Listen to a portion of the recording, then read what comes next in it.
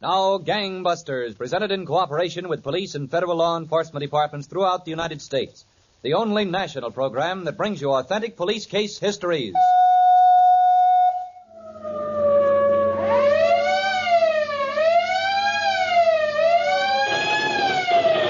Tonight, Gangbusters presents the case of the Quincy killers. Who didn't know that a railroad ticket in the hands of alert detectives could be a one-way ticket to the gallows. Gangbusters has asked the Honorable Peter F. Hartman, former Chief of Police, Quincy, Illinois, to narrate by proxy tonight's case. Now, Chief Hartman, before we begin, I'd like to remind our listeners about a special feature at the end of tonight's program. It shows how a girl of 12 and a boy of 14 helped capture a dangerous kidnapper. I'm quite anxious to hear that myself, Don Gardner. Well, Chief Hartman, let's get to tonight's case. Well, Don, it's not very often that a situation such as this arises in society. I've been a police officer myself for 23 years, and this was the first time I ever ran into anything like this case. Why don't you start right in, Chief Hartman? All right, Don. Let's begin in the city of Quincy, Illinois, one spring evening a few years ago. In a small two-story frame house near the International Shoe Company factory, a man sat on the living room sofa. He was there calling on Mrs. Angela Brooks Stover, already twice widowed. Angela was seated at the old melodeon, and the music coming forth seemed to be a hymn. Left for me. Angie, What? don't you know anything except church music? It's music, isn't it? I learned it when I was a child, and I've never learned nothing since. Well, you ain't a child now. My husband's liked my playing. Both of them. Is that what killed him? Will Heinze. I'm never going to invite you back for another evening. Don't then. Will, Huh? I baked a cake this afternoon. What kind of cake? Chocolate with white inside. Well, let's have some. You know, I baked every day for both my husbands. Is that so? Every day. Now, look, Angie, you're not hooking me for number 3, so if you're going to make hints, good night. Will, what's the matter with us getting married? Is there something about me you don't like? No, Angie, it ain't that. But... Certainly time he was getting married. Well, it's my father. There'd be nobody to look after him. Since when's he sick in bed? He can look after himself. It's you that's clinging to him. Now, wait a minute. I can take care of If myself. you didn't have that old goat to drag around with you, maybe you'd get someplace in this world. Pop is plenty smart. He's smart enough for me to listen to. You're just scared of him, that's all. Like any minute he was going to take you out in the woodshed. Like you were still running around in knee pants. That ain't so, Angie. You got more company? No, Who you expecting? nobody. I don't think anybody. Well, don't stand there. See who it is. All right. Yes, what? Oh, Mr. Heinze. Yes, Mr. Heinze. Will, it's your father. I guess Will knows me when he sees me. But won't you come in, Mr. Heinze? I was just about to serve chocolate cake. Well, I like chocolate cake, if it's good. Will, I want to talk to you. Angie makes good chocolate cake. Huh? The best. And I got some coffee up. Well, then go get it. Don't stand here talking about it. The eating is the proof of the pudding. All right. Make yourself at home, Mr. Heinze. I will. Well, what's the matter, Pop? Will, if I was a younger man, I'd take a stick and pound some sense into your head. Sit down. Oh, Pop, I don't really mean to marry Angie. Angie, huh? There was 2 policemen around the house looking for you. They said Klinger's hardware store was broken into, and they think you did it. Now, did you? Pop, Did you? Well, yeah. All these years I've been teaching you, all these years I've been trying to make a man out of you. I'm sorry, Too Pop. late to be sorry. Got no respect for your father. Why don't you at least wait until I'm in my grave? Pop, don't talk like Breaking that. into hardware stores. How many times have I got to tell you not to break into anything? Unless I say so. It looks so easy. It looks so easy. Now you're in trouble. Every time we got in trouble, every time it's been on account of you running off and doing something like that. Oh, Pop. If it hadn't been for you, we wouldn't have spent that time in the Missouri State Prison. And that 5 years in Iowa. You're not much better than a child.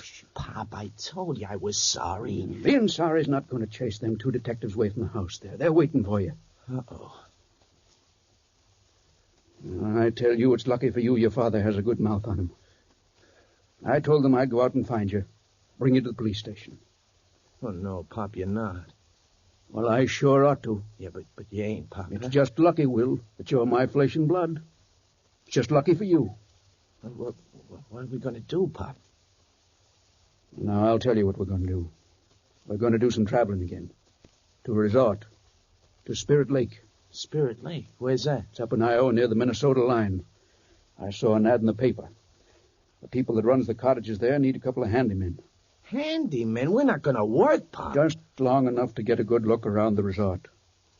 Now, we leave tonight.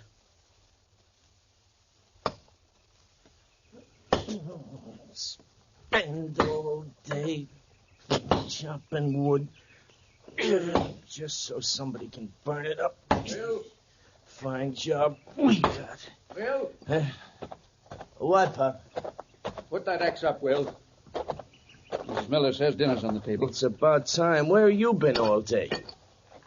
What's eating you, Will? A little work never hurt nobody. It can't hurt you. You never do anything. Will, you have some respect. Well, I thought you said we'd only be around here long enough to find out where they keep their money.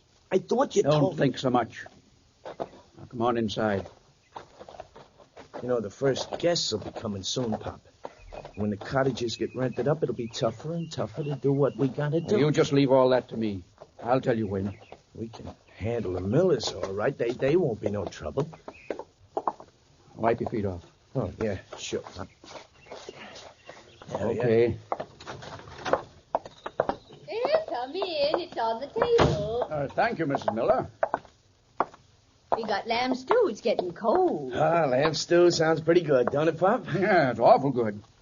Don't you think you ought to wash your hands, Will? Oh, yeah, Pop. Excuse me. I'll be right back. Sit down, Pop. Thank you, Mrs. Miller. Sometimes Will calls you Pop as if you were really his pop. Well, I guess it's natural, him not having a father and us together so long. My, everything sure looks good. Well, help yourself.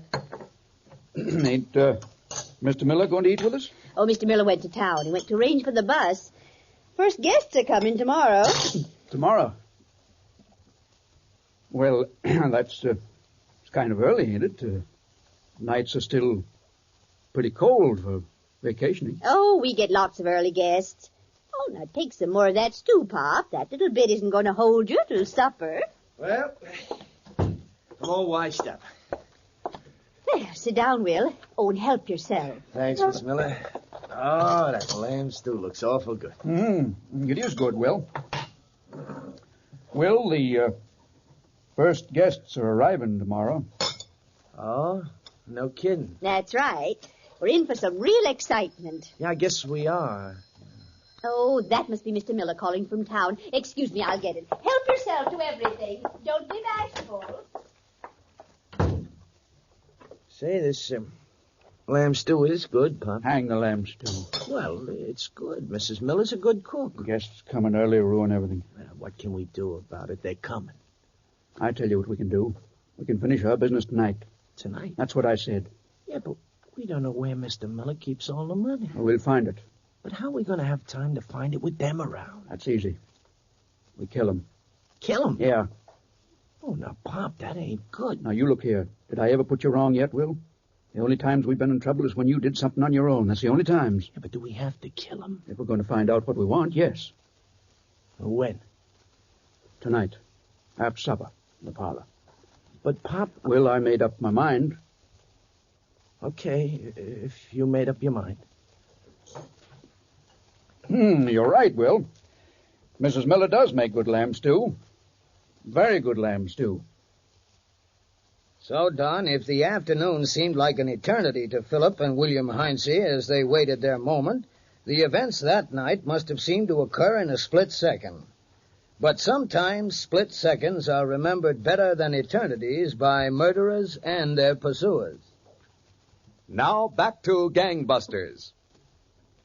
You were telling us, Chief Hartman, That the criminals, Philip and William Heinze, father and son, planned to murder and rob their employers, Mr. and Mrs. Miller, operators of a lakeside resort in northern Iowa. That's right, Don. And that night after supper, the two criminals were in the kitchen, about to enter the parlor, where, as usual, they were invited by the Millers to spend the evening. You do like I told you, and we'll come out all right. Oh, but, Pop, do we have to kill them? I told you we did. You just watch me for signal. Good evening, Mrs. Miller. Oh, Miller? Good evening. Have a chair. Thank you. We will. How'd it go in town today, Mr. Miller? Fine, Will, just fine. Are you finished with the sports section, Mr. Miller? Yes, there it is on the couch. Oh, thank you. Big rainstorm in Chicago, it says. Is that so, Mr. Miller? Yes, it... Oh. Where'd you get that gun? I'm going to use it to kill you, Mr. Miller. What? No! Why, you old fool! Take care of her.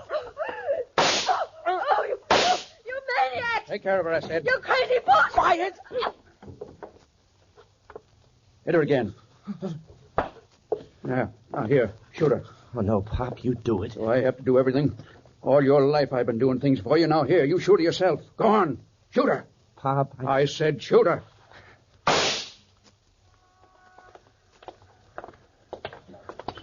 And she might still be lying out there, her unconscious and Mr. Miller's body, if the bus driver hadn't come by with the guests. I think we've got a case, Sheriff. Well, this is Cousin's furniture store here. Oh, before we go in, besides being the leading furniture merchant and undertaker, Mr. Cousins is also coroner of the county. He'll probably want to talk to us about holding the inquest. I understand. Well, let's go on in. Afternoon, John. Afternoon, Sheriff. Mr. John Cousins, this is Agent Ike Welburn of the Iowa Bureau of Investigation. He came out from Des Moines to help with the case. Glad to have you. We got a mystery on our hands. Sit down here any place. It's all second-hand stuff. Thanks. I hope I can help you solve that mystery. Well, Corpus Delicti is back in the undertaking department. How's Mrs. Miller? Well, the doctors give her a 50-50 chance, John.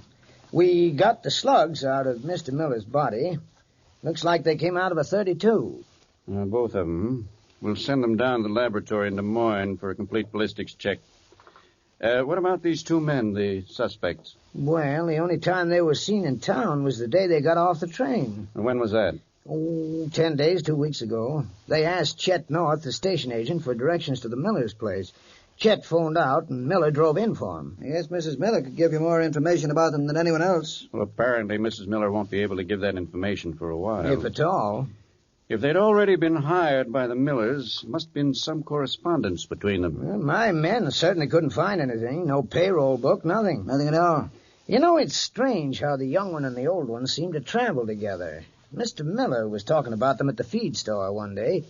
He had an idea they were some kin, but he never asked. Wasn't the nosy kind, as long as they did their work. They did their work all right. Come on, Sheriff, let's walk over to the depot and talk to that station agent. I want to see if I can make certain of the exact day they got off the train.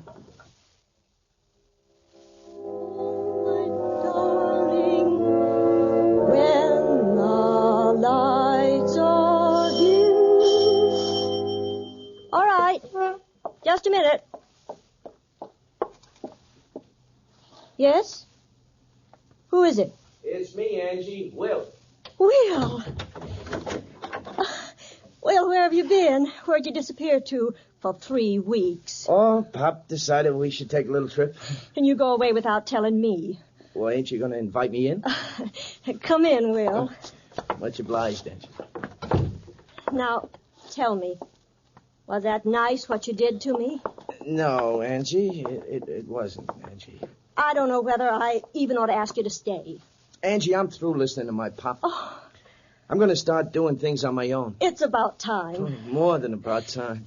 Will, just by coincidence, I made a chocolate cake today. You did? Would you like some? Later. But right now, would you play one of those hymns for me? A hymn? Yeah, hymn. Well, sure, Will. If you want. Angie, Yes? sometime in the near future, would you care to marry me? Oh, Will. I don't know what to say. Well, say what you said to the two before me. Say yes. Yes, Will. Yes. Oh, come to the church in the wildwood. Oh, come to the church in the vale. No place. Which one of these phones would be best to put the call through on, Sheriff? Yeah, you can tie this one up as long as you want, Wellborn. Thanks. Yes, please. Operator, I want to place a call to the Chief Auditor, Rock Island Railroad, Chicago, Illinois. Yes, sir. I'll call you back. Thanks. It looks pretty hopeless to me, Wellborn. The railroad takes up thousands of tickets every day. I know they do, but each one of them is handled and audited individually. Now, if we can trace the ones these two men used for their passage to Spirit Lake, we might know where they came from. That's a big step in the investigation. I grant you that, but suppose they change trains at Des Moines or someplace. Then where are we? If they bought their tickets through to Spirit Lake when they left home, it doesn't make any difference how many times they change. The stamp of the originating office is on the back. If the railroad can locate those tickets, we've got a chance. Yeah, that's right. Maybe you got something. Sheriff, it's all we've got. Where have you been, Will? You had me worried. The Quincy cops might still be looking for you on account of that hardware store. Just over to see Angie. But I thought I told you to stay away from her. She's been widowed twice and proposes to make you number 3. I asked her to marry me, Pop. You what? Angie and I are going to get married. You won't marry her as long as I'm alive. I ain't listening to you no more, Pop. You got me in trouble all my life listening to you. Steal this, steal that. Will. Turn me loose, Pop. You're my boy. You'll do what I say. Turn me loose. Will. Push your poor old father, who's been nothing but good to you all your life. Good to me? That's a laugh. Making me spend years and years in jail, making me steal and kill. You wouldn't have known what to do if it weren't for me. You wouldn't have known nothing. I wouldn't have killed nobody. You didn't even do a good job at that. I told you to kill her. You messed it up. You never did anything right. I can kill, Pop, if I want to. Angie and me are getting married, and if you step 1 foot in the way, I'll kill you. I swear I'll kill you. Agent Welborn. Mr. Wellborn, Detective Watson of the Quincy, Illinois Police Department is ready to talk now. Well, good. Put him on. Hello, Welborn. Yes, Watson. How are you? Okay. I've been thinking about our phone conversation last night. Any ideas, Watson? You say those two definitely bought their railroad tickets here in Quincy. That's what the railroad says. Well, I don't want to make any promises, Welborn. Maybe I know the men you're looking for. Father and his son. That could be. The name's Heinze. We've suspected them in a couple of burglaries around here. They disappeared about 3 weeks ago. But I could start checking around for them. It's a good idea, Watson. You start checking and I'll start driving. And I'll see you there as quick as I can make it. Come to the church in the vale. No place is so dear to my child. I never heard such pretty music. Pop? Evening, Mr. Heinze. You get your hat, Will. We're going. How did you get in here? I got a knack of getting places, Will. You know that. You get your hat. Go on, Angie. Finish playing. But will I? Finish playing. Will, tell him to go home. I can't stand the sight of You're him. coming with me, Will. No more. You're not telling me what to do. Will. You stupid old Stay away from me, Pop. Will. Put that gun up. Stay away, and you too, Angie. Oh, Will. Shut up, Angie.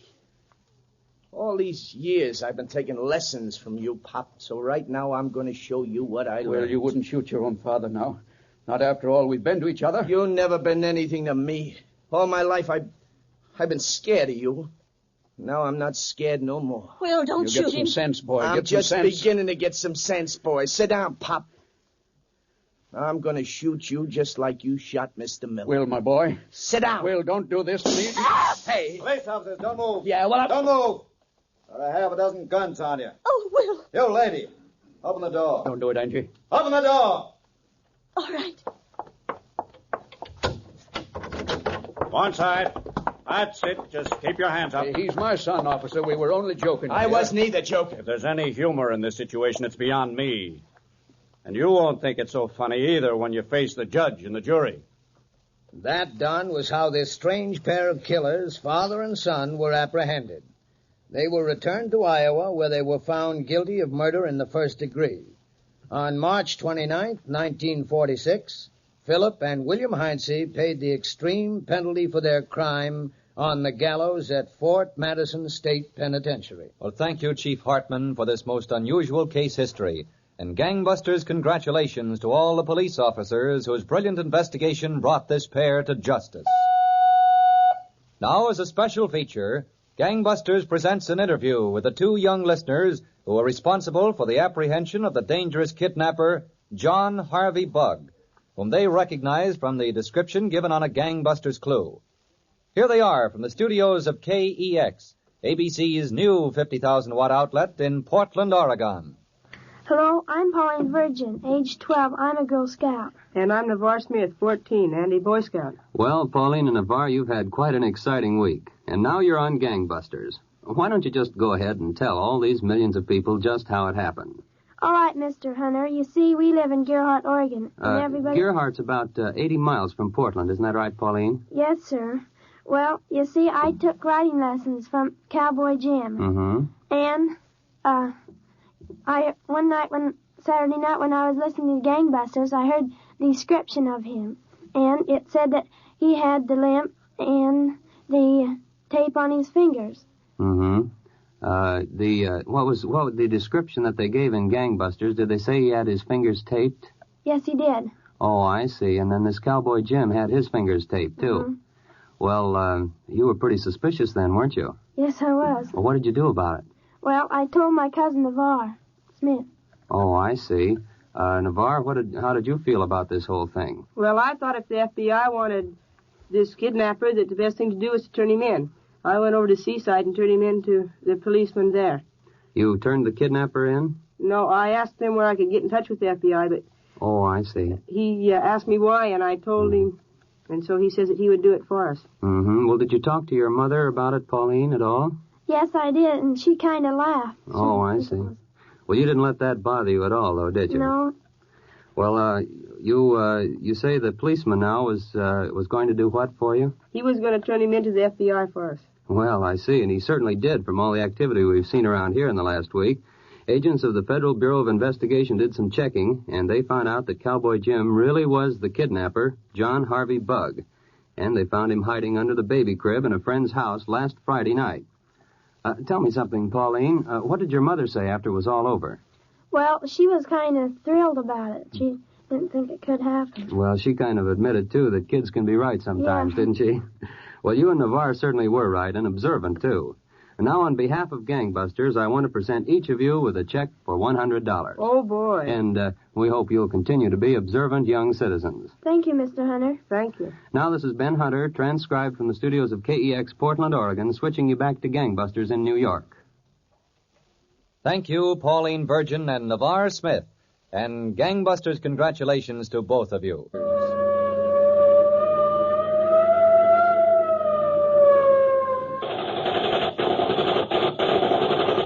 Tonight's case was dramatized by Stanley Niss and directed by Ted Corday, with Bill Smith and Bill Zuckert in leading roles. Don Gardner speaking.